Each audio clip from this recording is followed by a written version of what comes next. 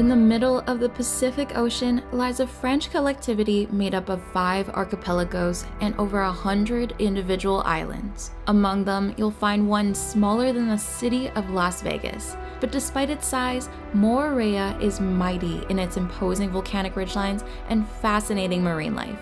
If you come during high season, between June and October, you can even get the chance to swim with humpback whales. We came during the shoulder season, which meant fewer crowds, cheaper prices, while enjoying the same beautiful views, but we'll have to save the whale encounters for our next visit.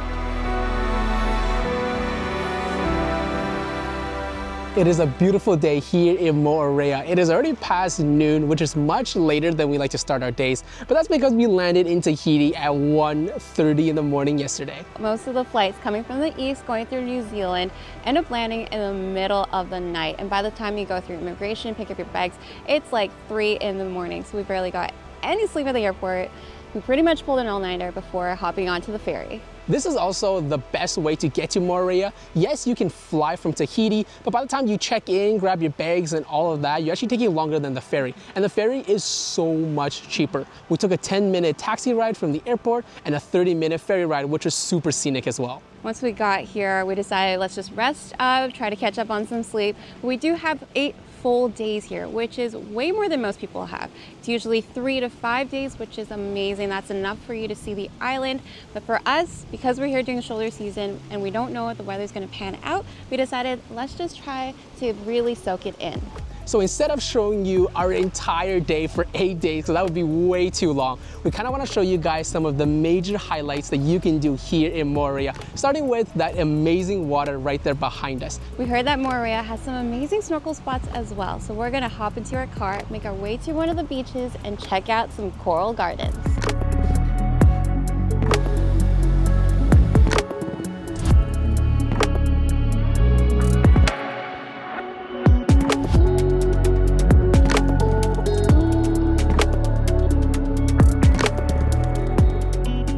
The snorkel spot that we have for today is right off the beach of Ta'ahiamanu, which is adjacent to the Hilton Moorea.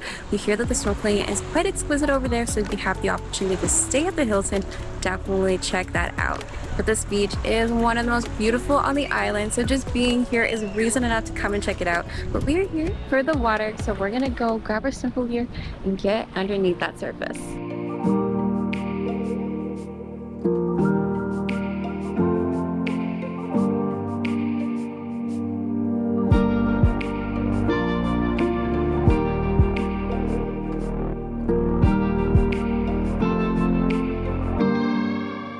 We were a little disappointed with the clarity of the snorkeling and there wasn't a whole lot of marine life to see, but we did spot more than a few turtles. That definitely made the session worth it. We actually came here a few times later on during our stay, and turtles could always be seen. We also spotted a porcupine fish swimming away, cute butterfly fish, and large clownfish hidden in the anemone.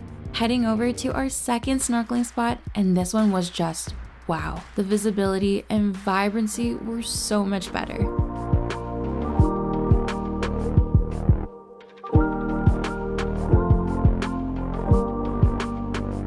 We're here at our second snorkeling spot called Temae Beach, and it's right beside the Sofitel Hotel.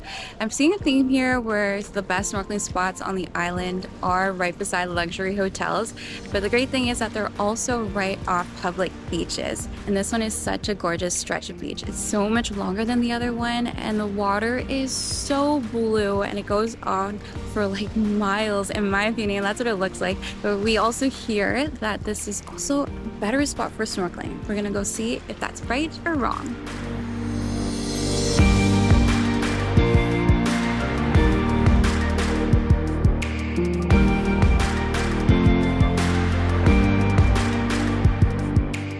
How clear is that water? There were tons of vibrant corals and a variety of different fish. My favorites? Definitely the 3-spot domino damselfish and the pufferfish. Add on the large schools of fish swimming all around us, and I really did not want to leave the water. Although I was getting pretty exhausted with the current. I didn't have fins on, so in spite of me swimming quite hard against the current, I would barely make any progress. It's probably best to walk to the north side of the beach and drift with the current to the southern side. Either way, it's beautiful here.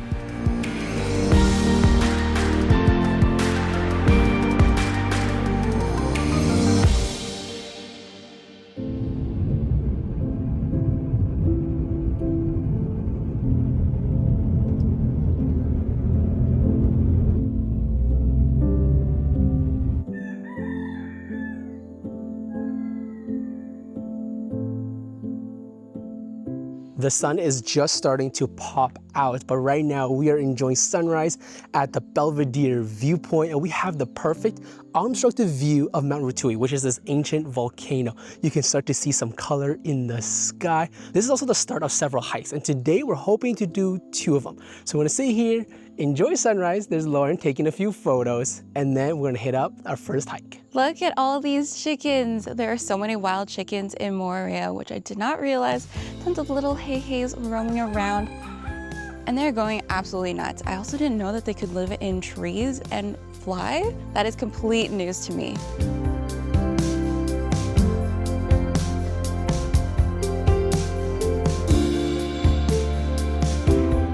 The trail that we're doing right now is called 3 Pines. So this is one of the easier routes to get a fantastic view of the valley. Now it's about 2.9 kilometers round trip and about 150 meters in elevation gain. It should only take about an hour to complete, so honestly, this is a great starter hike.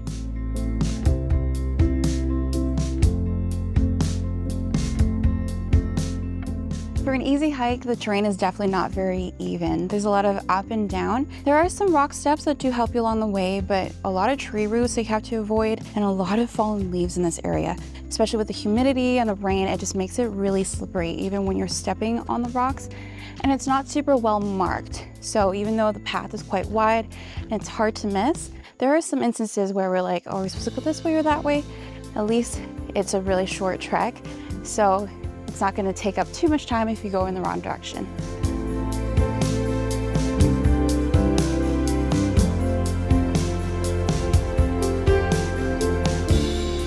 I think I see the opening. Oh, are we here? Oh, wow. This was worth the sweaty hike. Look at this. My arms literally have droplets of sweat on them. But look at this view. It is so beautiful, especially when the sun hitting some of those valleys right there.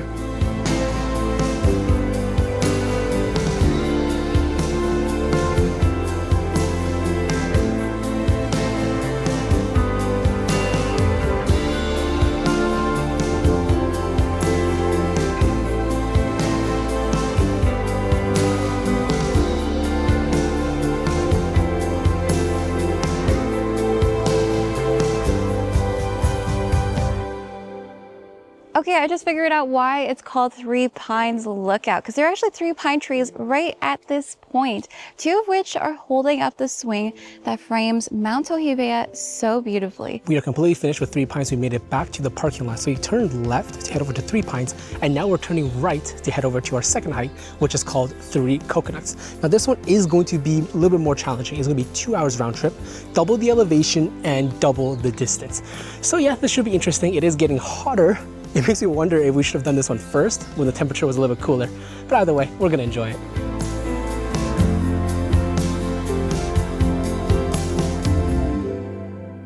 Just 15 minutes into the hike, you can turn right for a quick lookout. The view wasn't anything spectacular, so don't feel like it's a must-see, especially if you're wearing shorts, as the overgrown weeds can scratch up your legs. The trail is more challenging than 3 Pines, primarily because of the elevation, and the heat didn't help either.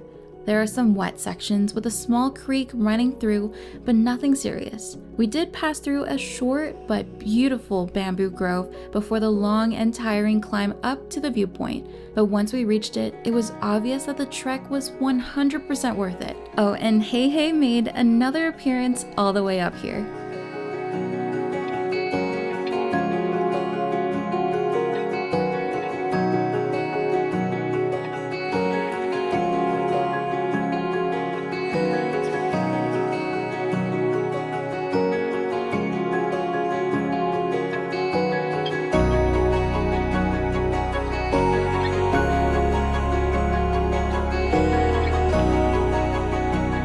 There's a bit of a hidden gem in the area that you don't want to miss. On Google Maps, it's called Plateau de Bounty. It might be small and unassuming, but the plateau offers the best view of Mount Rutui with hardly anyone around. We parked our car on the side of the road and walked over, but if you have a car with good clearance, you can drive right up to the footpath.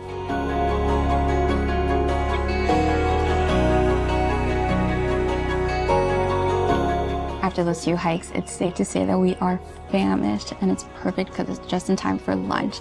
We really wanted to try Tahiti's unofficial national dish, which is poisson cru. It's essentially like a ceviche because it's raw fish cooked in lime and coconut milk, which is the Polynesian twist.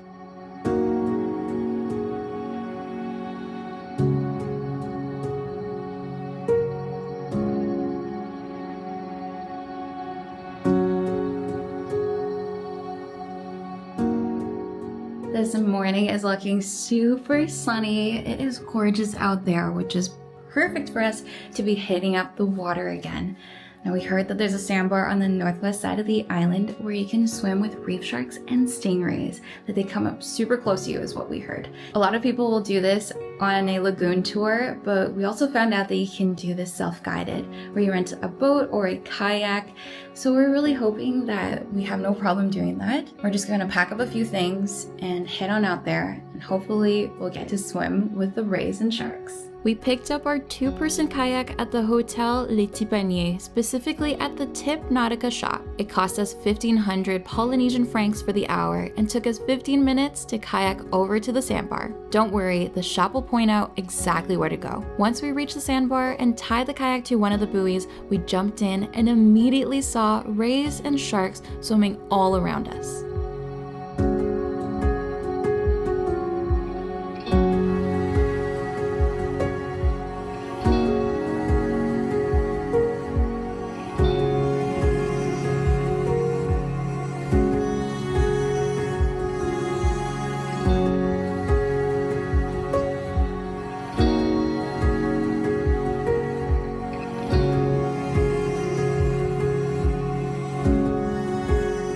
So now we went to go swim with some stingrays and sharks, and we did that by ourselves. And we mentioned you could do it as part of a tour. So guess where we're heading to right now? We're going on a tour to go swim with them once again. The sky is looking beautiful today, and we hope it's gonna be a really good time. I love that we're going to be hitting up some other snorkeling spots, including a motu that we're going to be having some lunch on. It's going to be a 6-hour adventure, and we booked this spontaneously on Viator. We're just driving up to the meetup point, and we're super excited to be heading on the boat.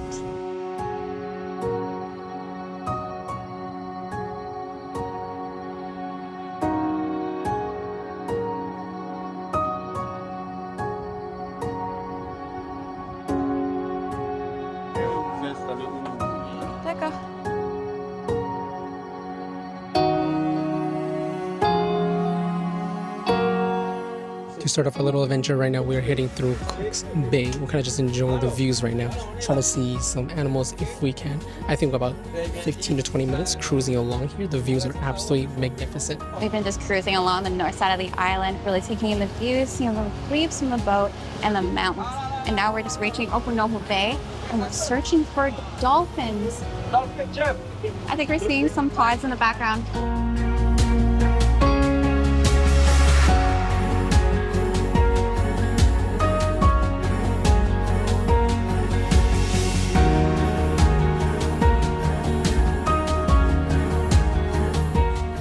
This is probably the closest we've ever gotten to see dolphins. These spinners were swimming right by our boat, so that was a great start to the tour. After circling around for a while, we jumped in for our first snorkeling spot, the Underwater Museum. There were a few tiki statues sunk into the shallow sand, but there wasn't a whole lot else to see except a small stingray swimming away. Our guide explained that this stop was mainly to gauge how well we did in the water, because the main snorkeling spot later on in the tour can be more advanced.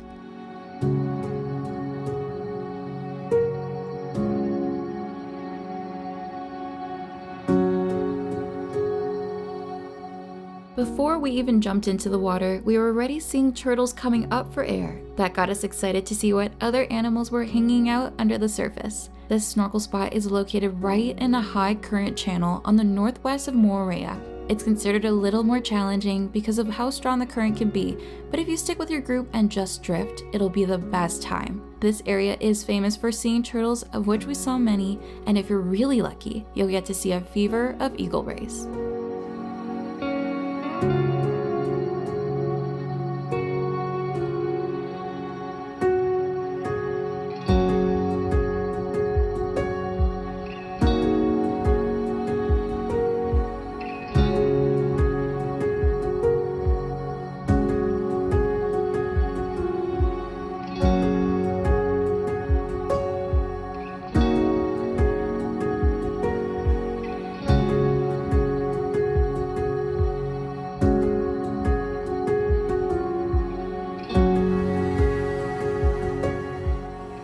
As expected, we had an amazing time with the rays and sharks. There were more of them today, but there was quite a bit of sargassum that floated on the surface of the water. Afterwards, we went over to Motu for lunch.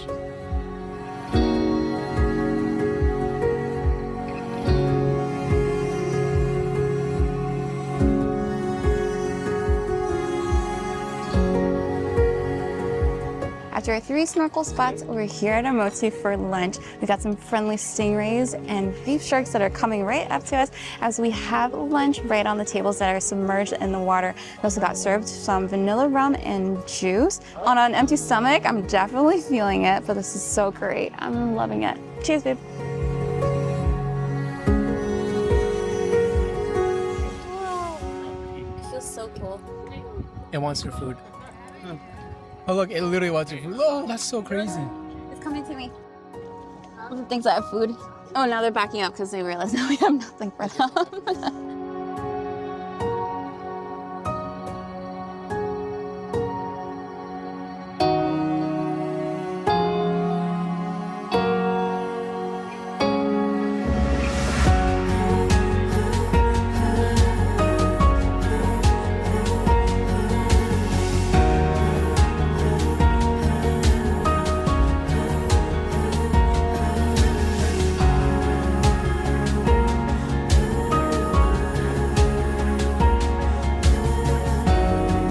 We had such a blast snorkeling. It totally exceeded my expectations, especially because we got so close to the wildlife. But there was one more excursion that we wanted to do before we left the island. And that is going up to Magic Mountain. Now there is a fee associated to it, which is 200 francs per person, which is actually quite reasonable. And over here you can get a beautiful viewpoint, especially when you're overlooking the atolls that surround Moorea. Now it should only be about an hour. It's not super hot today, which I am very, very happy about. But I feel like I'm still gonna have a little bit of a sweaty climb here.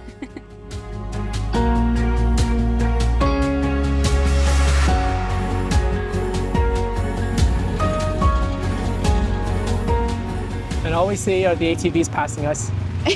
And as expected, I am sweaty. And they are not. And they are not sweaty. So nice views, I'm putting some work, but those ATVs look a lot more fun.